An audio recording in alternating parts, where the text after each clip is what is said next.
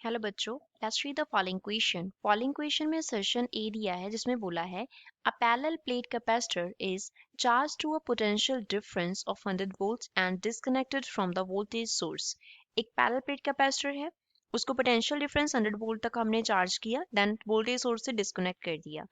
A slab of dielectric is then slowly inserted between the plates. Then plates के between हमने slowly एक dielectric slab insert किया. Compared to the energy before the slab was inserted, जब हमने slab को insert नहीं किया था, अगर उससे compare करें, the energy stored in the capacitor with the dielectric is decreased. जब हम dielectric insert कर देंगे तो capacitor का energy decrease हो जाएगा.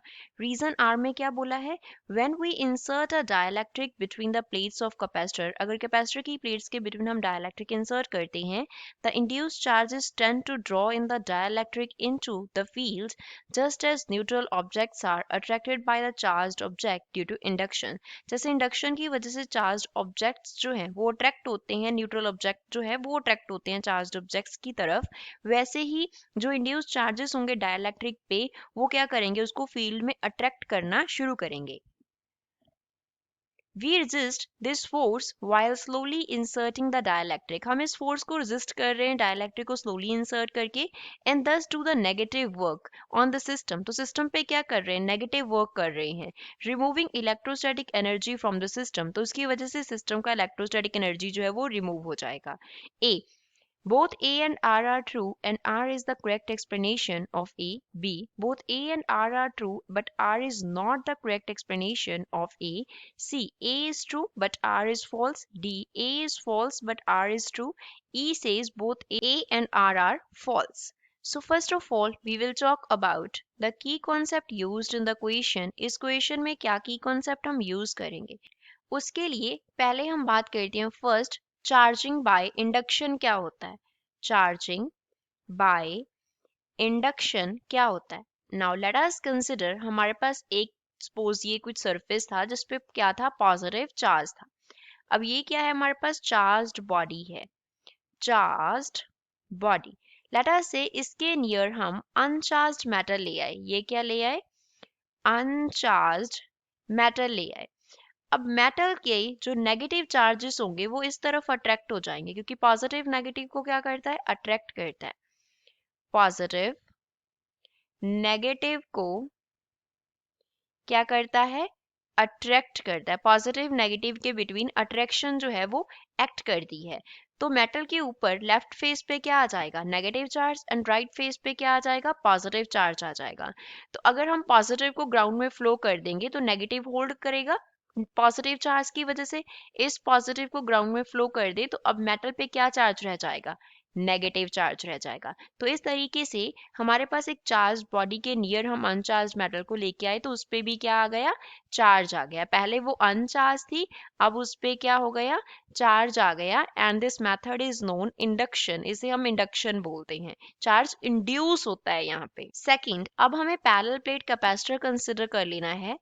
पैरेलल प्लेट कैपेसिटर, तो पैरेलल प्लेट कैपेसिटर की टू प्लेट्स होती हैं, एक पे पॉजिटिव चार्ज और दूसरे पे नेगेटिव चार्ज होगा। तो लेट अस से ये इसका फर्स्ट प्लेट है, ये क्या है, सेकंड प्लेट है। तो एक प्लेट पे क्या होगा, पॉजिटिव चार्ज होगा, तो दूसरे प्लेट पे क्या होगा, नेगेटिव। क्योंकि हमने उसे कुछ पोटेंशियल डिफरेंस तक चार्ज किया तब हमने बैटरी को डिस्कनेक्ट किया, तो दैट मीन्स हमारे पैरेलल प्लेट कैपेसिटर पे चार्ज है। अब इसके बिटवीन हम डाइलेक्ट्रिक को इंसर्ट कर रहे हैं इस तरीके से। जब हम इसमें डाइलेक्ट्रिक को इंसर्ट करते हैं, इस पॉजिटिव वाले फेस पे नेगेटिव चार्ज शो होगा तो इस तरफ पॉजिटिव आ जाएगा, तो यहाँ पे नेगेटिव और इसमें पॉजिटिव चार्ज आ जाएगा, तो इस तरीके से यहाँ पे नेगेटिव और यहाँ पे पॉजिटिव आ जाएगा। अब राइट हैंड साइड पे क्या बन रहा है, हमारे पास पॉजिटिव बन रहा है, जो कि लेफ्ट की तरफ, क्योंकि राइट की तरफ हमारे पास क्या था, नेगेटिव था, तो लेफ्ट हैंड, तो जो हमारा राइट हैंड साइड होगा स्लैब का, उस पे क्या आएगा, पॉजिटिव चार्ज आएगा। इसी तरीके से पूरी स्लैब में ऐसा ही होगा, negative positive, negative positive, negative positive. यहाँ पे भी negative positive, negative positive, negative positive. इसी तरीके से पूरी स्लैब में हमारे पास नेगेटिव पॉजिटिव चार्जेस आ जाएंगे। अब ये वाला नेगेटिव, ये वाले पॉजिटिव एंड नेगेटिव जो है वो न्यूट्रलाइज हो जाएंगे, ये पॉजिटिव इस नेगेटिव को न्यूट्रलाइज कर देगा। तो जो ओवरऑल हमारा स्ट्रक्चर है वो कैसा होगा, ये पैरेलल प्लेट कैपेसिटर की प्लेट्स हो गई, ये पॉजिटिव चार्ज है इस पे लेफ्ट हैंड साइड वाले प्लेट पे, एंड राइट हैंड साइड वाले प्लेट पे क्या था, नेगेटिव चार्ज था। इसके सेंटर में हमने क्या प्लेस किया था, डाइलेक्ट्रिक स्लैब। अब ये मेंशन कर देते हैं that this here denotes dielectric slab. This also denotes dielectric slab. Dielectric slab. इसके लेफ्ट फेस पे अब क्या आ चुका है, नेगेटिव चार्ज आ रहा है एंड राइट हैंड साइड वाला जो फेस है उस पे पॉजिटिव चार्ज आ गया। जो सेंटर वाले चार्जेस थे वो न्यूट्रलाइज हो जाएंगे। थर्ड जो इसमें हम कॉन्सेप्ट यूज करेंगे that is of work done. Work done क्या होता है, that is equals to force into displacement होता है।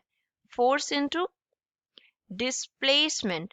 Late us say work done को हम W से डिनोट कर रहे हैं, फोर्स को F से एंड डिस्प्लेसमेंट को S से डिनोट कर रहे हैं। तो जब F क्या होता है, जिस डायरेक्शन में डिस्प्ले फोर्स लगा रहे हैं उसी डायरेक्शन में डिस्प्लेसमेंट हो रहा होता है। Means F and S are in same direction. वो दोनों क्या है, सेम डायरेक्शन में होते हैं। तो उस केस में जो W होता है वो क्या रहता है, हमारे पास पॉजिटिव रहता है।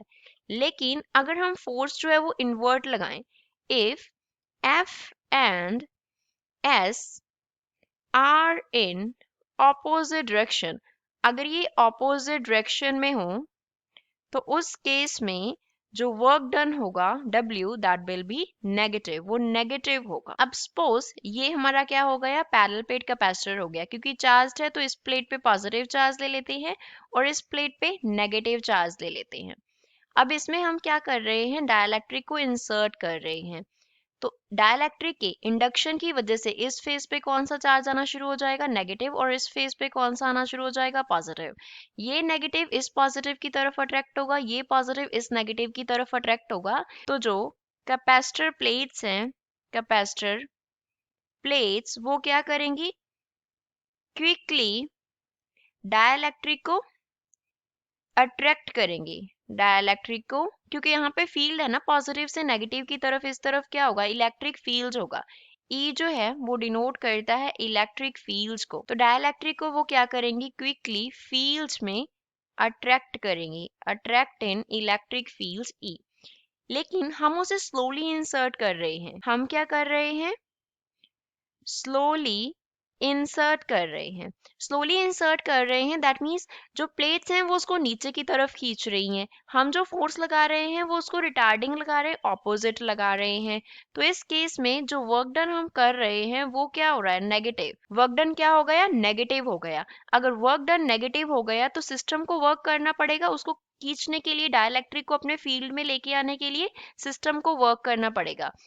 तो सिस्टम के अगेंस्ट वर्क होने की वजह से, अगेंस्ट वर्क होने की वजह से उसका जो पोटेंशियल एनर्जी है वो डिक्रीज कर जाएगा। पोटेंशियल एनर्जी वो क्या हो जाएगा, इट विल डिक्रीज। तो हमें असर्शन में यही दिया था कि अगर पैरेलल प्लेट कैपेसिटर को चार्ज करते हैं, उसके आफ्टर डिस्कनेक्ट कर देते हैं वोल्टेज सोर्स को, तो उस पर पहले तो चार्ज रहता है।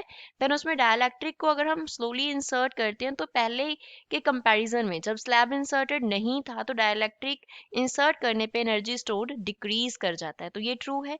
रीजन में क्या दिया था, क्योंकि इंड्यूस्ड चार्जेस होते हैं तो वो डाइलेक्ट्रिक को फील्ड में अट्रैक्ट करते हैं। लेकिन हम स्लोली इंसर्ट करके नेगेटिव वर्क कर रहे हैं तो इस वजह से एनर्जी डिक्रीज होगा। तो ये भी ट्रू है, विच मीन्स ए इस क्वेश्चन का करेक्ट आंसर होगा। Both A and R true and R is the correct explanation of A. Also इसे हम कैसे एक्सप्लेन कर सकते हैं, अनदर कॉन्सेप्ट इसे कैसे अप्लाई कर सकते हैं कि पोटेंशियल एनर्जी डिक्रीज होगा। पोटेंशियल एनर्जी को अगर हम U से डिनोट करें तो उसके लिए फॉर्मूला होता है Q²/2C। Q जो है वो यहाँ पे डिनोट करता है चार्ज को एंड C जो है वो कैपेसिटेंस को डिनोट करता है, कैपेसिटेंस। अब जब हम डाइलेक्ट्रिक इंसर्ट कर देते हैं तो उसका क्या होता है, डाइलेक्ट्रिक कांस्टेंट होता है, dielectric constant. Suppose dielectric constant को K से डिनोट कर रहे हैं तो कैपेसिटेंस चेंज होगा, C' हो गया तो वो K इंटू सी के इक्वल होगा। पोटेंशियल एनर्जी में भी चेंज होगा, U' वो किसके इक्वल होगा, Q²/2C' के इक्वल होगा। तो U' किसके इक्वल होगा, Q²/2 into K into C होगा, विच मीन्स U' जो है वो U/K हो जाएगा। तो जब हम डाइलेक्ट्रिक को इंसर्ट करते हैं तो पोटेंशियल एनर्जी सिस्टम का डिक्रीज करता है। I hope you understood it well. Thanks.